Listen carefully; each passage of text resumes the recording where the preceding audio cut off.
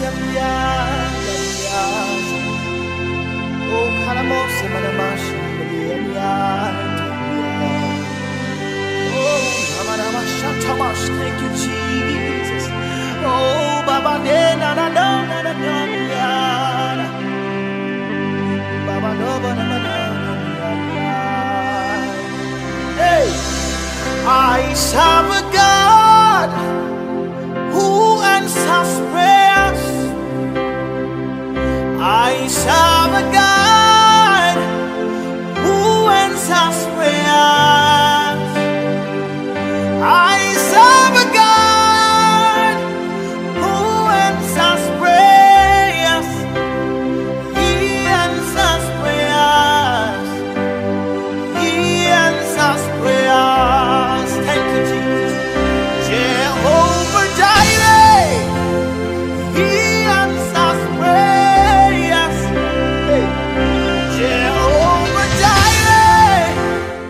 Mpenzi mtazamaji, karibu sana katika jina la Yesu Kristo. Kwa majina yangu ni Apostle Lohi Likunda Injira. Kanisa ni Christian Foundation Fellowship Church, CFF. Tuko hapa Eldoret mjini, barabara ya kuelekea Kiblombe, pale Airstrip. Karibu sana katika jina la Yesu Kristo. Tumekuwa nje kidogo na Bwana ametupa nafasi nzuri ambapo tumerejea hewani. Kipindi ni urejesho. Kipindi ni urejesho. Psalms 51 number 12. Zaburi mlango wake ni wa 51, mstari wake mdogo ni wa 12. Neno la Bwana linasema kwamba unirudishie furaha ya wokovu wako. Unitengeneze kwa roho ya wepesi. Furaha ya watu wengi imeibiwa na adui. Wokovu wetu umeibiwa. Kanisa la kwanza sio ndilo kanisa la leo. Tunarejesha kanisa la kwanza la mitume. Mungu wa mbinguni akubariki sana mtazamaji wetu. Utakuwa unanipata pale saa 2:30 kila siku ya Ijumaa na saa 12 siku ya Wednesday. Karibu sana mahali popote ulipo, uandamane pamoja nami na Mungu atatenda mambo makubwa ya uponyaji na ushindi. God bless you. Amen. Mpenzi mtazamaji, karibu sana katika jina la Yesu Kristo mahali popote ulipo unapotutazama na kutufuatilia. Asante kwa muda wako ndugu zetu na dada zetu ambao mmekuwa mkitufuatilia katika runinga hii ya Steward TV. Kwa majina yangu ni Apostle Lohi Likunda Injira. Kanisa ni CFF Prayer Mountain. Tuko hapa Eldoret. Ukielekea sehemu za Kiblombe, ukifika Eldoret Town, kuna chumba kirefu ambacho kinaitwa KVDA Plaza. Ukichukua hiyo street, hiyo lami, ukisonga mbele kuna Coca-Cola. Ukipiga kona kidogo Eldowas, panda na hiyo mlima.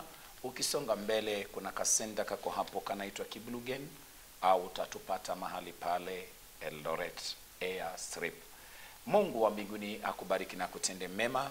Asante kwa huo muda. Nataka nichukue nafasi hii niweze kuleta neno usiku huu wa leo mahali popote ulipo unaponitazama. Nataka kuongea juu ya maadui zetu wanapokukusanyika, wanapojipanga kutuangamiza, kutuzima tusiweze kuamka, tuweze kuangamia. Lakini tunaweza kupata namna gani ushindi wa kuweza kuangusha adui? Askari anapoingia vitani, yeye hutrainiwa, na anapotrainiwa anafundishwa jinsi ya kushika bunduki, jinsi ya kutumia zile silaha kalikali, na kutumia zile silaha lazima afunzwe, na anapofunzwa ndipo saingie vitani. Kwa hiyo anapoingia vitani, yeye anaposhinda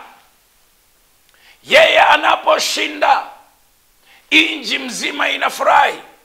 Mataifa wanaanza kuangalia, wanaanza kuuliza.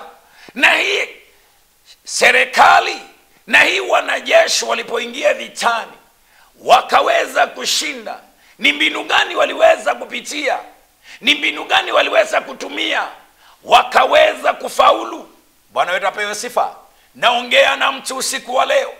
Family inapofanikiwa katika maisha, nimekuja nikwambie mpendwa, nyumba inaposimama, ndoa inaposimama, biashara inaposimama, ambaye alianza biashara akiwa mdogo, lakini kwa sababu ya neema ya Mungu biashara imeweza kupanuka, amaajiri watu wengi. Kampuni zikikuja, unasikia kwamba wanakuja kutafuta mwanzilishi wa hiyo kampuni. Chinzi aliweza kufanya biashara kazi nzuri na akafika mahali ambapo amefika. Investors wakati wanapoingia wanaulizana, je, kuna kampuni gani hapo Kenya inayefanya kazi vizuri? Na mimi nikikuja hapa Kenya ninaweza leta kampuni yangu niuze vitu vyangu. Je, nitapata market? Bwana Yesu asifiwe. Kwa hivyo wanakuja kutafuta ushauri kwa wale ambao wameweza kutangulia, ambao wamewegeza na kasi zao zikasimama, ndoa iliyosimama, family ambayo kuna kiongozi. Nashukuru Mungu. Nikurudishe nyuma kidogo, mpenzi mtazamaji wetu. Tumekuwa na prime minister ambaye the late, ambaye ameondoka na ameaga dunia. Leo hivi wageni kwa hiyo family ni wengi sana. Bwana wetu apewe sifa. Wale watu ambao huyo kiongozi aliweza kumenta, ameweza kuinua, ni wengi zaidi. Kila mmoja unasikia na kuambia kwamba jameni, mimi aliyenifundisha siasa ni huyo mzee. Sasa saa hizi matunda ama kila ambacho alijoweza kutengeneza kimetokelezea. Lakini zamani, kabla hajaaka dunia, hakuna wale watu wachache ama watu wengi waliokuwa wanamsifu. Lakini leo baada ya yeye kupumzika, kila mmoja anakuja, anataka angalie hiyo boma, anataka angalie ule mama, anataka angalie hiyo family. Yani kuna kitu kizuri ambacho kimepatikana katika hiyo jamii. Kwa hivyo kimefanya nchi yetu imekuwa na katiba mpya. Nchi yetu kumekuwa na uhuru wa kuweza kuongea, na ili ndiye afike mahali pale, mpendwa, amepigana vita. Kama ni gereza amewekwa, kama ni kupigwa na tia gasi amepigwa, kama ni kuzuiliwa, kama ni kuita majina mengi ameitwa muganga, ameitwa majina yote. Lakini katika nafasi hiyo akavumilia kwa ujasiri wake.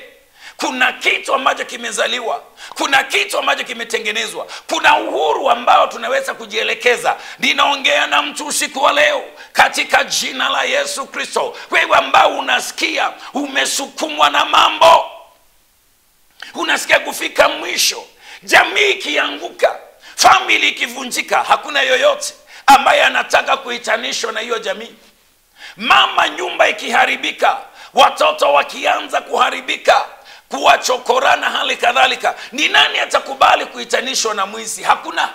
Ni nani atakubali kuitanishwa na kahaba? Hakuna. Kila mtu anapenda kuitanishwa na kitu kizuri. Na kitu kizuri, mpendwa, hakikuji kwa urahisi, mpaka lazima kuwe na mtu ambaye atagharimika hiyo jamii yako ambayo umeisimama, hiyo nyumba ambayo unaweza ona kwamba inapendeza. Lazima kuna mtu ameigharimikia. Mama amevumilia mambo mengi, baba umevumilia mambo mengi, ni mengi umeyasikia. Lakini tazama, angalia wakati unapochoka, wakati unapoinua mikono juu, hakuna yoyote ambaye atakupigia makofi, hakuna yoyote ambaye atataka kukukaribia. Maana umefungulia malango ya adui, na ukifungulia malango ya adui atakumaliza. Ukifungulia malango ya adui atakuzima. Kuna watu wengi umefungulia malango, walipoweza kujipatiana, adui akapata nafasi ya kupenya, ya kuingia, amegongwa. Biashara imeisha, jamii imeharibika kati ya watu wawili. kuna mmoja ambaye tazama kusimama katika zamu yake, alifungulia malango, na baada ya kufungulia malango akampa adui wa kuweza kumgonga. Nimesema hivi, mwanajeshi ama askari wanapozima maandamano ama wanapozima vita mahali, yule kiongozi aliongoza hupigiwa makofi, utafutwa. Media zote zinakuja, zinaanza kuhoji yeye. Mtoto anapopita katika maeneo, unasikia kwamba hizi media zinakuja. Tunataka tuone wazazi wa yule mtoto, baba wa yule mtoto, mama ya yule mtoto alitumia mbinu gani ndiposa akaweza kupita mtihani, na huyu mtoto ni nini ambaye anajua zaidi ambaye hatujui. Kwa hiyo kitu kizuri kinavuta, na hii kitu kizuri ili ndio kiweze kuvuta, lazima kuwe na mtu ambaye atakubali kugharimika. Mpendwa mtazamaji, mahali ambapo ulipo, biashara iweze kusimama. Eldoret mfanyi biashara mkubwa. Eldoret duka hii ndio linauza sana. Eldoret hii hoteli ni nzuri sana, chakula chake ni kizuri. Mwenye hiyo hoteli ukimfuata, Bwana atapewa sifa, ni msikilizaji wa watu, amevumilia mambo mengi, na katika nafasi yake, kazi yake hawezi kuikubali iharibike, kwa sababu anataka atengeneze jina. Naongea na wewe mtazamaji wetu, mahali ambapo ulipo, ningependa tuandamane pamoja na wewe. Kuna maneno machache ambao ninasikia kuweza kuzungumza pamoja na wewe. Kanisa, askofu, mtumishi wa Mungu ambaye anayetumiwa na Mungu, ambaye tazama Bwana amemuita, hakuamka tu na ukakuta kwamba anafanya miujiza. Bwana anamtumia, amepita kwa mashimo, amepewa majina yote ya dunia hii, amepewa madhihaka yote ya dunia hii, lakini tazama hakugive up. Aliendelea kusimama, hakumpa adui nafasi, hakufungulia malango adui ya mzime, bali ameendelea kusimama. Sasa naongea na Mkristo usiku wa leo, mahali ambapo ulipo. Wakristo wengi wakati wanapokumbana na changamoto ni wengi wa kurusha mikono juu. Anasikia nimefika mwisho, nasikia kuserenda. Na baada ya kuserenda, unapoinua mikono juu, haleluya, nasikia kwamba mtu anakuambia, jameni, nimekaa sana nikiomba Mungu anibariki na mtoto, nimeomba sana Mungu anibariki, tazama nipate mume, nimeomba sana Mungu anipe mke, nimeomba sana mke wangu abadilike, nimeomba sana mume wangu abadilike, nimeomba sana Bwana tuondoe katika janga la umasikini, lakini bado hiyo mtihani haujapita. Unasonga mbele, adui anakuongoja. Unasonga mbele, adui anakubomoa. Nimekuja niongee na wewe usiku wa leo. Nimekuja niongee na wewe mwana wa Mungu. Ni hatua gani ambayo wewe umechukua? Sijui umefika mahali babu unasikia kwamba kuinua mikono. Sijui kama umefika mahali unasikia kwamba kuserenda. Bwana apewe sifa. Nimekaa miaka imefika 40 hujapata mtu. Imefika 50 haujapata mtu. Unasikia kwamba jameni, unasikia habari na kusungumzia. Hata wala ambao wako kwa dunia huwa wanapata wanaume. Ni afadhali nirudi kwa dunia, ninaweza pata mwanaume. Ni afadhali nirudi kwa dunia, ninaweza pata mke. Bwana apewe sifa. Umekaa kanisani ukiomba, umekaa kanisani ukisimama. Sijui kama umeanza kuchoka. Ningependa tuangalie maneno machache hapa kwenye kitabu cha Esther. Mlango wake ni wa 4, mstari wake mdogo ni wa 16. Esther chapter 4 number 16. Esther anaongea maneno machache hapa usiku wa leo, na Wayahudi wote akapewa habari. Esther akaletewa habari juu ya Wayahudi wote, na habari iliyomfikia Esther akaambia kwamba Wayahudi wote wametangaziwa ya kwamba watawawa. Ijapokuwa wewe Esther, wewe unafanya kazi kwa nyumba ya mfalme, usifikiria kwamba wewe utaweza kuepuka habari ambayo imenenwa. Hata na wewe pia utaangamizwa. Maneno haya yalipokuja akamfikia Esther, Biblia inasema kwamba mstari wa 16, Biblia inasema kwamba Esther akawaita Wayahudi wote, akawakusanya, akawaambia kwamba sasa hatutakula na wala hatutakunywa, tutafunga. Yeye mwenyewe akasema, nami pia, mimi pamoja na watakazi wangu hatutakula na hatutakunywa, na baada ya kumaliza mfungo wangu mimi nitamwendea mfalme.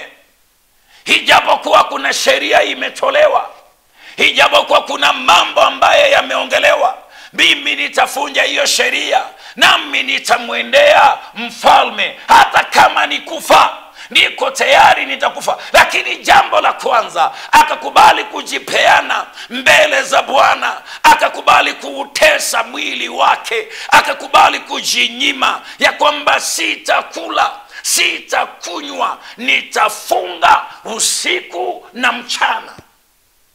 Nimesema hivi, askari mwema wakati ameingia kwenye vita, na baada ya yeye kushinda, Bwana wetu apewe sifa, mataifa huwa wanaulizana, na hili taifa lilitumia mbinu gani?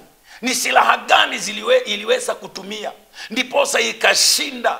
Kila mataifa mbalimbali huwa wanakuleta wanajeshi wao, wanakuja moja kwa moja ya kwamba wanataka kujua ni silaha gani zile ambazo mlitumia, ni mbinu gani ambayo mlitumia, ni mafunzo gani ambayo nyinyi mliweza kuyapata ndiposa mkaweza kushinda vita hivi. Kanisa ambalo limeweza kusimama, kanisa ambalo limeweza kunawili, mtumishi wa Mungu ambaye anayetumiwa na Mungu. Bwana wetu apewe sifa. Haleluya. Unasikia kwamba jameni, tunataka kuona ule askofu, tunataka kuona ule aposto, tunataka nimwendee ule mtumishi, yuko upande gani? Bwana apewe sifa. Kwa hivyo wakati wanapokuja, wanaangalia kile kitu ambacho wewe umeweza kutengeneza, kinafanya, kinasaku watu, kinaleta watu wengi, ya kwamba tunataka kuona ni nini ambayo huyu mtu wa Mungu aliyo nayo ambayo sisi hatuna, na ametumia mbinu gani mpaka akajenga hii cathedral, ametumia mbinu gani mpaka Mungu anamtumia kwa uponyaji. Bwana wetu apewe sifa. Ninasikia kuitanishwa na Likunda, ninasikia kuitanishwa na huyu mtumishi wa Mungu. Biblia inasema kwamba Esther akatangaza na akasema ya kwamba hatutakula na hatutakunywa, tutaanguka mbele za Bwana, na baada ya mfungo huu mimi nitamwendea mfalme. Hata kama ni kuwawa, niko tayari kuwawa. Mimi nitavunja sheria ambayo imewekwa. Kwa hivyo akajipeana mbele za Bwana. Biblia inasema kwamba verse 17, basi Mordekai akaenda zake akamfahamisha yote kama vile Esther alivyoyanena. Biblia inasema kwamba Mordekai akapeleka habari jinsi Esther ameweza kusungumuza na wale pavasigistini. Biblia inasema kwamba uende ukawakusanye Wayahudi wote waliopo hapa chini, mkafunge kwa ajili yangu, msile wala kunywa muda wa siku 3, nami pamoja na wachakazi wangu hatutakula, hatutakunywa. Naongea na Mkristo mahali ambapo ulipo, ninaongea na mwana wa Mungu mahali ambapo ulipo. Je, muda wako na Mungu, ushirika wako na Mungu ukaje? Uhusiano wako na Mungu ukaje? Wakati mtu anapoingia katika nafasi ya vita, unapoingia katika nafasi ya vita haukuli na kukunywa. Wakati unapoingia katika vita, hakuna wakati wa starehe za mwili wa nyama na damu. Ninasikia adui katika taifa letu la Kenya, adui wa kanza, adui wa kisukari, adui wa presha, reka yanda, amemaliza watu wetu wa Kenya, amemaliza dunia mzima, amekuwa tisho. Bwana Yesu asifiwe. Ninaondoa desturi ninaondoa ukawaida. Ninataka Bwana nifanyike kuwa jibu. Adui ambaye amepenya katika nyumba yako, wewe ndiye unayejua. Adui ambaye amepenya katika biashara yako, wewe ndiye unayejua. Adui ambaye amepenya wa magonjwa, muda wako na Mungu, ushirika wako na Mungu, mpendwa, ukaje. Biblia inasema kwamba habari ikamfikia Esther juu ya Wayahudi wote ya kwamba watawawa. Esther akaambiwa kwamba hata ijapokuwa wewe wafanya kazi ndani ya nyumba ya mfalme, usifikiria kwamba upanga huu utakuepuka wewe. Biblia inasema kwamba Esther alipopata habari hiyo akasema sitakula, mwanajeshi. Akasema sitakunywa, mwanajeshi. Akakubali, akasema kwamba nitasimama kwa pengo, nitasimama kwa zamu kwa ajili ya Wayahudi wote, na baada kumaliza mfungo wangu nitamwendea mfalme, nitavunja sheria ambayo imewekwa, hata kama ni kufa niko tayari. Nimetangulia kusema kwamba tumekuwa na prime minister. Nimesema hivi, tazama, kumekuwa na Nelson Mandela. Bwana apewe sifa. Huwa ninaangalia Wakenya wakati mwingi wakiweza kuimba nyimbo za South Africa, chinzi Nelson Mandela aliweza kupigana, chinzi Nelson Mandela aliweza kuwekwa gerezani, na baada ya kutoka gerezani, tazama leo kila mtu nasikia, mpaka watoto walipozaliwa wakaitwa Nelson Mandela. Bwana apewe sifa. Leo Kenya, wakati huyu mzee ameaga dunia, prime minister, Bwana apewe sifa, kuna watoto wamezaliwa waliitwa jina lake, wameitwa majina yake, lakini tazama sasa sio jina la muganga. Bwana apewe sifa. Leo unasikia kwamba shujaa ambaye ameweza kupigana vita. Leo ninaona mang'ombe zikipelekwa, leo ninaona pesa zikipelekwa, leo ninaona huyo mama akipewa heshima. Nimekuja niongee na mama wa nyumba hii unayenisikiliza, hili ndio upewe heshima. Lazima kuna kitu ambacho unajipeana mbele za Bwana. Lazima kuna tabia zingine inabidi utengane nazo, hili ndio uheshimike. Dada yangu, pale kazini kuna mienendo mingine inabidi uivunje. Kuna ushirika mwingine ambao tazama itabidi uivunje ili utengeneze jina lako. Bwana apewe sifa. Biblia inasema kwamba Esther akasema sitakula, na akapeana oda pamoja na wajakazi wake, mates wake, akawaambia nyinyi, hii ni time ya mfungo, hii ni time ya maombi. Tutaanguka mbele za Bwana, tutaomboleza ili Mungu wa mbinguni aweze kututetea, aweze kutupigania, hata kama ni kifo. Mimi niko tayari. Kukapatikana na kiongozi, kukapatikana na mwana ambaye amejipeana mbele za Bwana.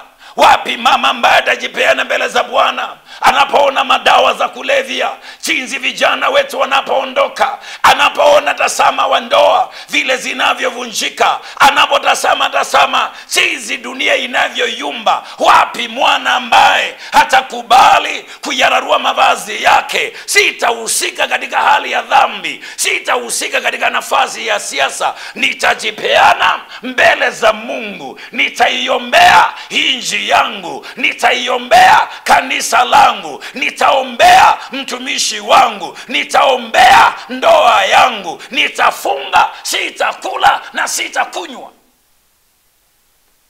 Bwana Yesu asifiwe. Hatufungi tu kwa sababu watu wanafunga, hatuombi tu kwa sababu watu wanaomba. Kuna watu wameomba lakini maombi imekuwa kwamba haina nguvu. Tunaomba tu, lakini nataka nigeuze.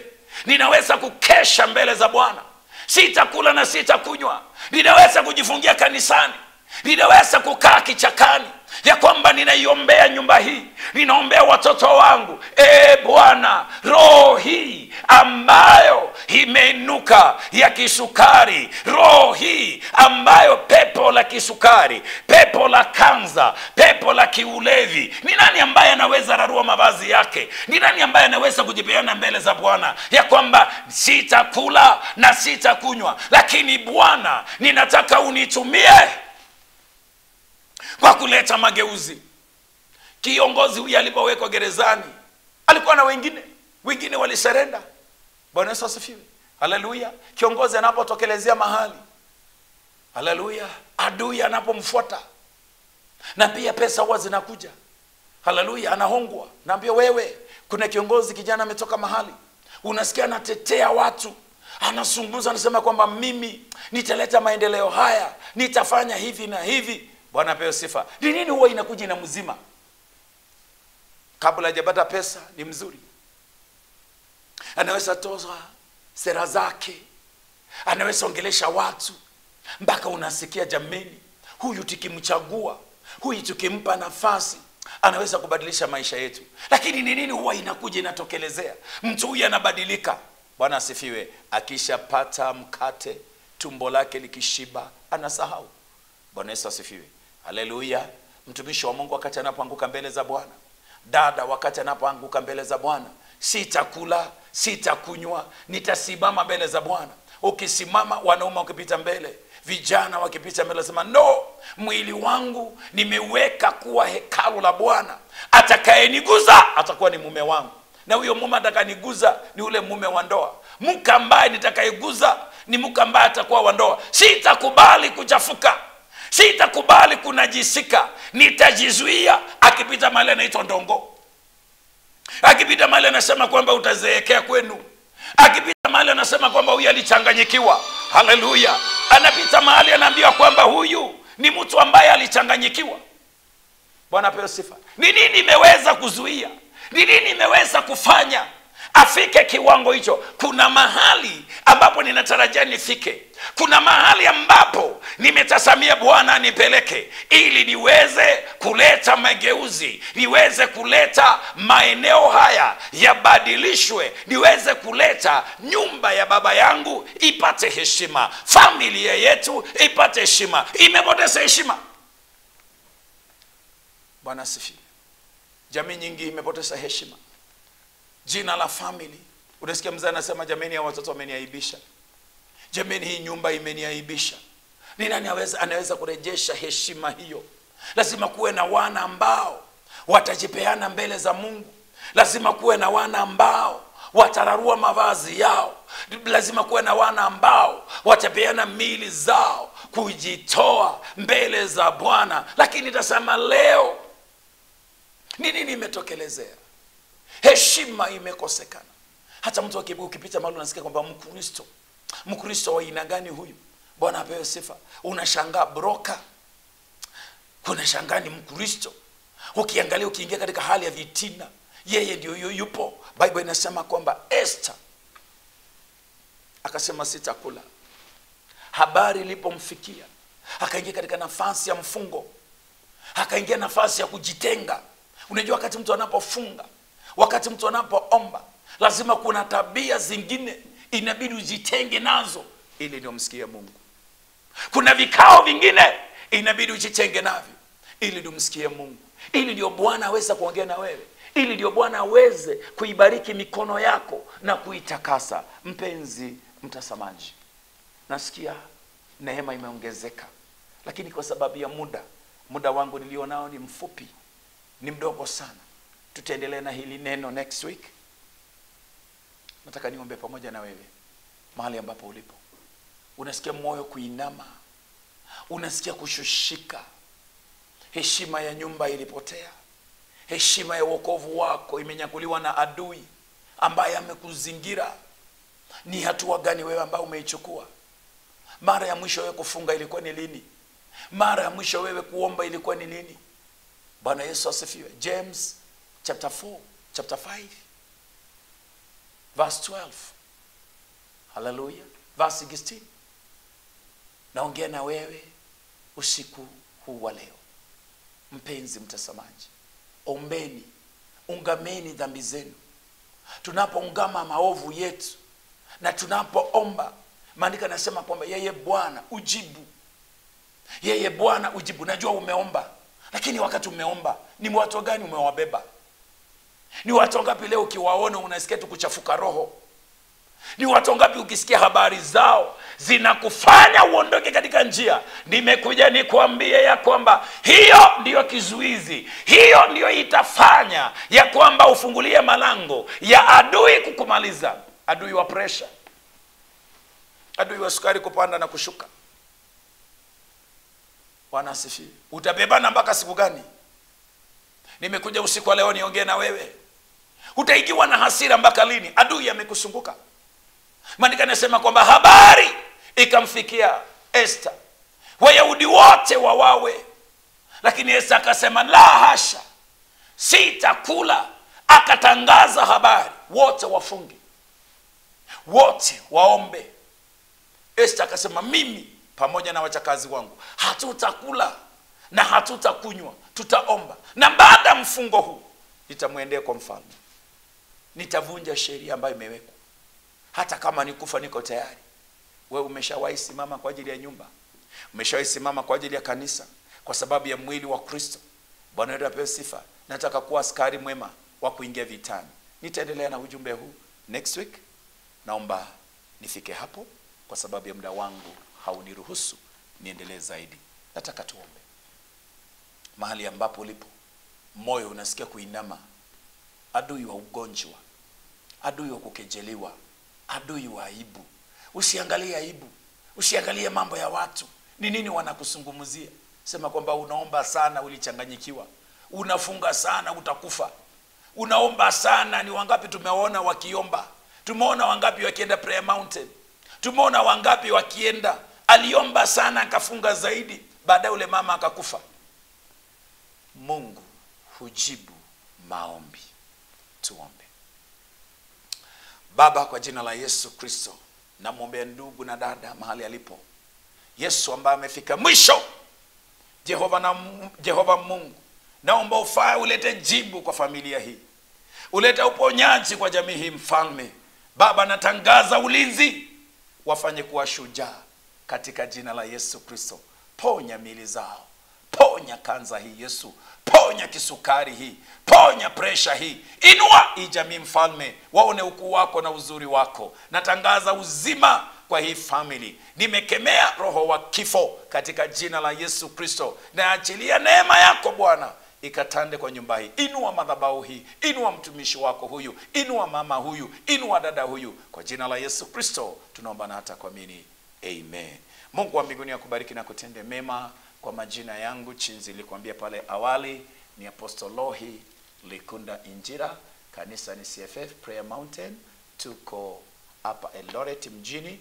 Ukielekea sehemu za Kiblombe ama barabara ya kwenda Soi, kwenda Kitale ya nyuma, hapo ndipo tuko. Pale Airstrip kuna kasenta kanaitwa Kiblugen, lakini tunaitanishwa na Airstrip. Kanisa liko hapo. Karibu sana. Tunaingia maombi ya asubuhi saa 11 ya asubuhi. Tunamaliza morning glory kila siku kuanzia Monday to Saturday. Saa 11 ya asubuhi tunamaliza saa 1 kamili. Tuko na evening service, tunaingia saa 1 ya jioni, tunamaliza saa 2:45. God bless you. Mungu wa mbinguni akubariki na kutende mema. Mungu akulinde. Zaidi sana namba yangu ya simu iko pale kwa runinga yako. Unaweza kupiga, tunaweza kuwasiliana zaidi. Mungu akubariki. God bless you. Bye bye. Tuonane next week. Amen.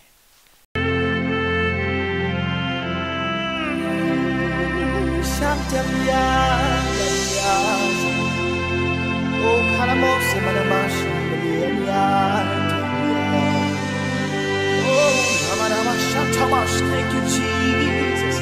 Oh, Baba, na na na na na na. Baba, no, na na na. Hey, I serve a God.